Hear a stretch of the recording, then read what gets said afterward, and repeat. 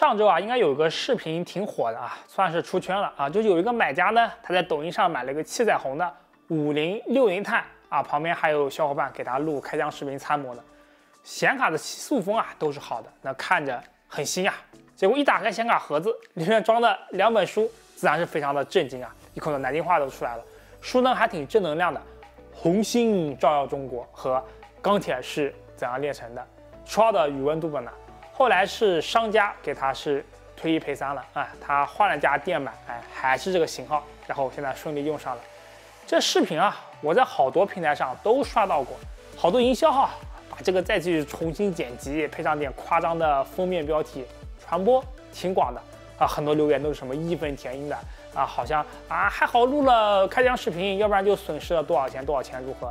其实像这个关注 DIY 电脑比较多的观众啊，应该都能猜一个大概。极大概率是上一个买家调包的、退货的，商家看这个塑封都没拆，就发给下一个了。其实何止书啊，什么买显卡的、收到了肥皂的、砖头的，甚至还有同型号的坏卡，甚至说拆掉核心的显卡的都有的，重量跟你都搞得差不多。哎，塑封膜重弄一下，你不拆开检查是根本发现不了的。因为我平时除了去做这些评测视频嘛，也自己去开店卖东西。那奇葩客户多多少少都经历过，或者说帮朋友处理过啊。王胜强啊，不知道多少老观众还有印象，哎，买个硬盘还要去报警，天天在微博上面骂我呢。其实这些还是反映啊，目前的网购环境是极度的恶劣的。说白了，就是平台是完全不作为的，就是我只管物流退货，哎，别的你们就买卖双方自己扯皮去吧。聊数码新闻动态，谈行业内外。大家好，我贤哥，欢迎来到这一期的健哥说。哎，今天我们就来从买显卡收到书来聊聊目前这些网购诈骗有多猖獗。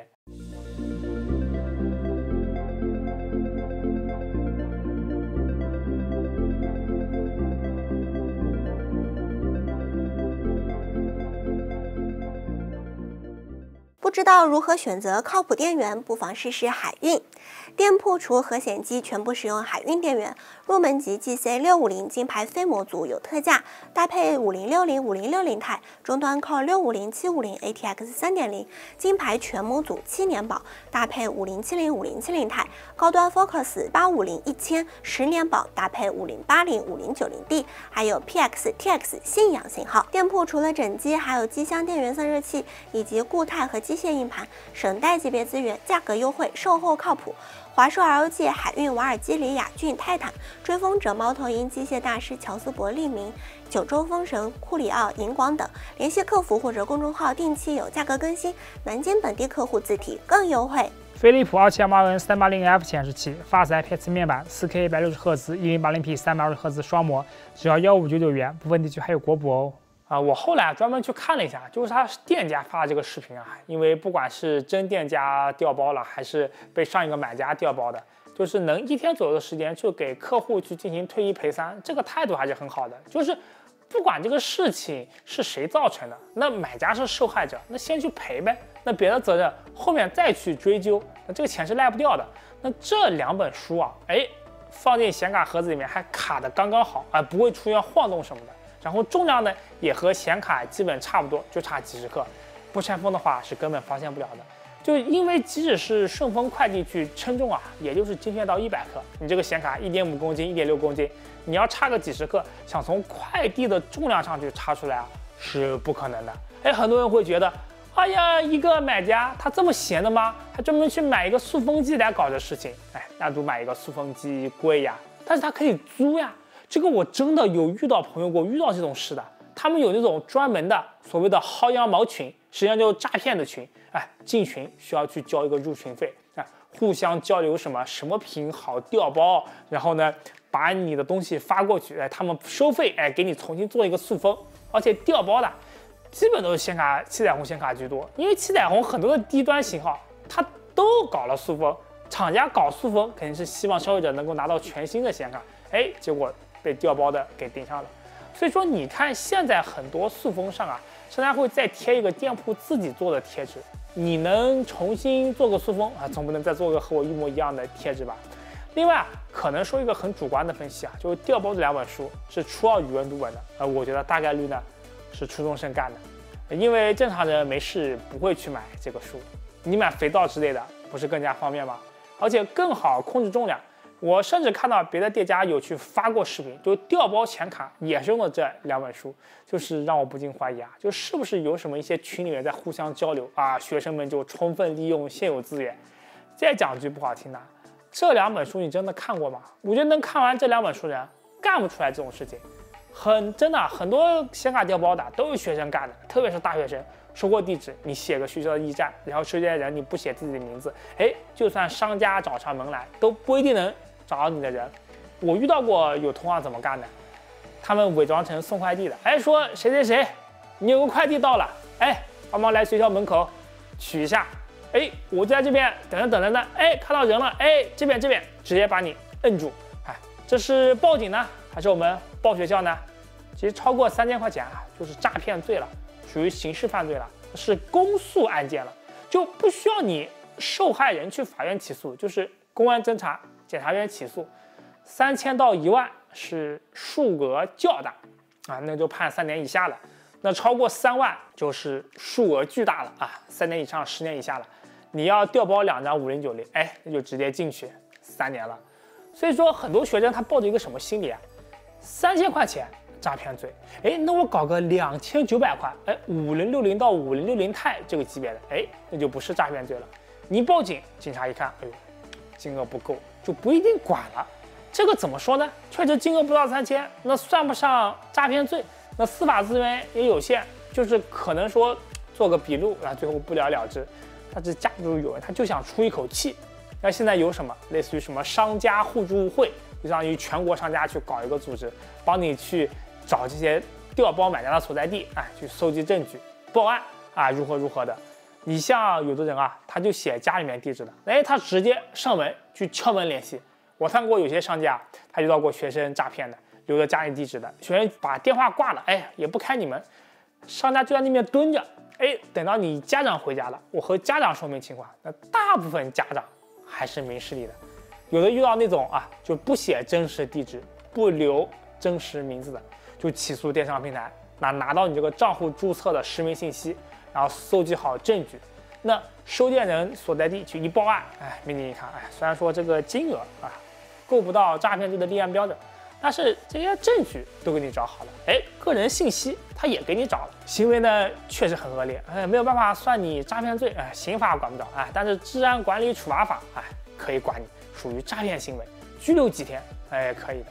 我看到不少就是退货调包一个几十块钱的东西的，真有卖家气不过，找到当地派出所去报案的，民警上门找你了，还一副无所谓的态度，觉得几十块钱多大事啊，结果给拘留个3、5天。一个一看，民警上门了，怕了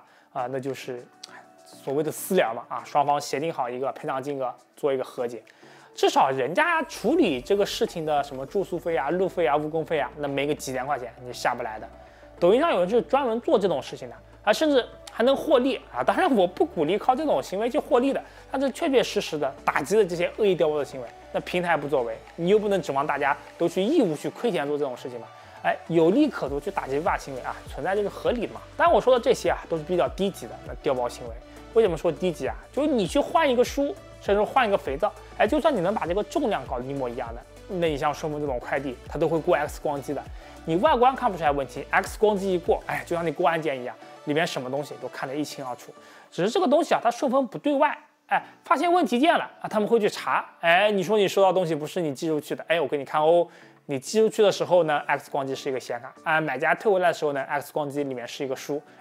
不是我顺丰调包的，是这个买家调包的你去找买家去不要来找我。但是一般人他哪有 X 光机呢？要不然你去地铁安检口去试一试。当然还有一些更高级的调包就像之前调包 CPU 一样，它这个顶盖保留把你的 PCB 的盖子给换了，但是那种也是有办法的，就它发货的时候，它全部去拍照记录CPU 顶盖和 PCB 上有序列号，那2个序列号它必须对得上才行。我最早的建哥说其实就说过这种事情，当时是发现了调包的 CPU， 就是因为发现 PCB 上这个序列号对应不上。显卡他们怎么调包呢？就是有的是放一个坏的显卡进去，或者说是外观一样但是更便宜的型号买个5060 钛，给你换一个同型号的5060放进去，你过 X 光机都发现不了。但是那种你也有办法，就是你发货的时候会全部拍照记录的，那 CPU 顶盖和 PCB 上有序列号，但是你打开序列号，哎，一眼就能看出来了。更高级的，就是说你直接把你的这个核心去给调包了，哎，显卡看着还是原来的显卡，哎，外观和序列号一模一样的，但是里面的核心它没有了，这种你要不上机你是根本发现不了的，这种成本就非常高了，就是得专门的犯罪团伙才去搞的，遇到的概率是很低的，但并不是没有啊，反正就是各种防不胜防，就是再高级点的，哎，就算你当时没有发现，你把显卡调包了，你总能发现吧？那你找到对应的订单，你去起诉平台，那总能拿到这个个人信息吧？哎，不好意思，那个人信息是几百块钱收的农村老头老太的，哎，你去调快递驿站的这个取件监控，哎，不好意思，我大热天穿着头盔口罩，你有本事去起诉那个老头老太去。那这种遇到了，哎，我看目前还没有什么好的办法啊，只能说报案太多了啊，可能会专门去处理才有戏吧。其实说白了，就是我觉得很多问题啊，就是平台它在纵容，就平台它只想赚钱，它看似你在平台上买东西是你把钱付给商家，实际上平台都会去从中抽手续费的。你付的钱一部分是给平台的，那平台肯定是啊，希望你买东西都在他们平台买，这样他们可以去赚更多的手续费。那怎么办呢？让你觉得在他们平台买东西，哎，退可以随便退。那之前仅退款不就是这样搞出来的吗？那退货产生的损失，不好意思，都让商家去承担去。哎，反正政策都是我平台宣传的，但是我平台呢才不肯出钱的，哎，钱都让你们商家去出。好人都平台做啊，冤大头的钱都是商家出，然后消费者和平台有纠纷了，哎，全部转移给消费者和商家解决去。我平台只管收手续费，那别的我不管。这也就是遇到这些退货的啊，平台无脑占消费者。你真要遇到那些真的买了伪劣商品，或者说是买到东西，哎，不管售后的，哎。他们那些店卖完一阵子就关店，换一个马甲再开。哎，你消费者遇到问题了，不好意思，我们关店了，我们平台找不到商家了。哎，他保证金就1000块钱，哎，扣完就没钱扣了，你消费者自己认栽吧。哎，让我们平台赔钱退货，不好意思，你去找商家去。就我看这个事情啊，就觉得特别可悲的是什么？就是买了个5060 钛，说贵也贵不到哪里的东西，哎，我都得全程录像。那这买个东西得有多费劲呢？是不是以后买个几十块钱的东西，我都得全程录像？那消费者买东西得多累啊！那我遇到的很多商家，他不管多少钱的东西，发货退货都要全程监控录像，浪费了大量的时间和人力物力。说白了，这些成本最后还不都是转嫁到了商品的售价里面的？那大部分老实人、商家和消费者，实际上是为极少部分老鼠屎是承担了这部分的成本。平台其实就是欺软怕硬。它对于小商家，它无脑的占消费者，但你要碰到大的厂家呢？我可清楚记得，今天我在苹果天猫官方旗舰店去买 iPhone 17的时候嘛，刚买完，哎，发现他这个给我的发货等待时间太长了，我就不想要了，我居然连这个申请退货的按钮都没有啊！我过了好几天，他才给我出现了退货按钮，欺软怕硬。那平台的规定大于法律的规定，好的不学啊！今年一堆去学索马里平台，真厉害。讲完调包的事啊，我们再扯点别的。就是为啥我要说就调包这事啊？我不是说是商家的责任。讲一个故事啊，就是2016年的时候，就真实的2000块钱买显卡，收到2瓶农夫山泉啊，合计1瓶水1000块钱啊。关键它这个喝过的水啊，当时俗称叫季家山泉事件。这季家上海的一个经销商啊，就是1070标错价格了啊，从3199标成了2099，就半夜被人发现了啊，然后好多人就跑去拍啊，是天猫平台的，就按照规定的话。没有按时发货的话，要扣多少比例的保证金的。其实实标3199，那实际的成本没有这么多的，那和22099就差个几百块钱，不算特别多啊，不是那种少标的1位数啊，大概也就是30张卡，哎，不至于说是赔不起。说白了，其实很多人也就想白嫖你一下，就你一般说态度好一点，就商量下，我适当的赔你点钱，也就拉倒了啊。反正我不知道他们后来怎么沟通的，有人说是态度比较差，反正就是最后谈不成，强行发货。啊，盒子里面是2瓶农夫山泉，这个因为之后的影响太过恶劣了，就这个季家山泉的图到处传，而且这个网店算是季家上海的一个核心客户了，所以最后是厂家出面啊道歉解决的。这是因为我刚做自媒体没多久嘛，当时在极客湾，季家算是第一个接触上的显卡厂家，当时季家显卡人也是和我吐槽了好久这个事情，所以说这个事情我印象特别深。我要说这是啥意思呢？就是你真的商家明目张胆的这样搞，商家调包显卡发货，就完全自己找死啊！就是人家一打开包装就能发现呀，哎，他要是有个开箱视频给你发到网上去，那真是舆论滔天啊！就营销号正愁没有素材呢，这个完完全全店家的责任，那最后都得让厂家来擦屁股。那你说正常商家谁会去搞什么买显卡发书的事呢？你别说营销号了，就现在连正经媒体报道东西，很多都是懒得搞清楚具体情况啊，标题封面怎么惊悚怎么来，哎，具体可以看一下这期视频。就明明是一个3050显卡进水氧化了，哎，结果被1818黄金眼一通报道，店家成了卖670 XD 矿卡啊，半年烧2张的奸商。现在的网络风气啊，基本就是谁闹谁有理。就除非说买家有些特别明显的过错，或者说卖家有什么特别硬的证据，或者说像我这种闲得无聊的人会去仔细分析事情，去做一个视频能出现大的反转。基本上就是遇到这种事情，维权视频闹大了，即使买家有的时候是无理取闹，那卖家很多时候只能选择息事宁人，就花点小钱去解决。所以说买显卡收到书这个事情，我基本可以说就99%的可能性啊，不是店家做的，而是上一个买家调包的。你说店家有没有责任？那肯定有，就退回来的东西你不仔细检查，那怎么就能发给下一个人呢？但是真的还是那句话，就是网购环境太恶劣了。就是我私底下跟观众闲聊，就经常说，就说那种退货态度特别恶劣的，一口一个，哎，我是消费者，我是上帝，哎，今天我上帝来你这个孙子店铺买东西的，你这孙子店铺的东西太差了，我上帝不喜欢，哎，赶紧给我这个上帝退了啊！什么？你这孙子说拆封影响二次销售？没有的是啊，运费什么的，退货运费啊，上帝，我1分钱不会出的，全是你孙子出的啊！你不给我退，我就投诉你这个孙子的。哎，这种啊，我就默认当你诈骗犯。哎，正常人就买电子产品，你说拆了封要退，你多少会去跟商家去沟通一下吧？哎呦，我这样能不能退，或者说能不能折价去退？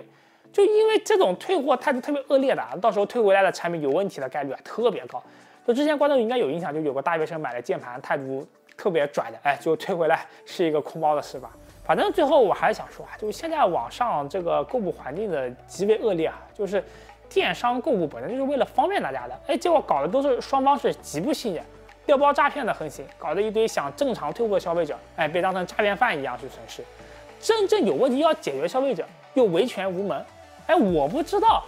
是不是后面又会慢慢回归？就是哎，网上我看到这个店铺，哎，我线下去你实体店去交易的模式。反正我是喜欢这样的，就买东西它有个仪式感，就是我能看到这个店是怎么样的，能看到这个老板是怎么样的，能摸到我的商品是怎么样的。哎，反正最近我一直在老能办工作室嘛，其实就是把视频工作室去和淘宝店放在了一起的。就你想买东西的时候来参观我们这边，哎，你只要提前说好，我尽量去腾出时间，但是你不要临时来，就是这个确实会打扰我的正常工作。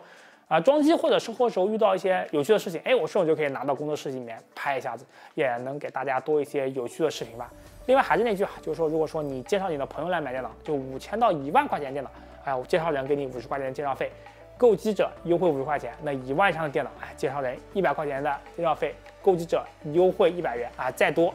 我也扛不住了。就主要介绍来的人啊，我们相互有个信任。就能节约我们很多的沟通时间，就沟通更加的顺畅啊，处理问题也更加方便。那今天节目到这里，不知道你如何看待购买显卡收到2本书的事呢？欢迎留言弹幕与我们交流。有观众别忘了点强大留言，在我们是全 YouTube，你们在大家能分享。如果想来更多电脑资讯的话，可以关注微信公众号传个 CLK。如果想购买电脑的话，可以来淘店铺常规的数码。希望客户见，我们下见，拜拜。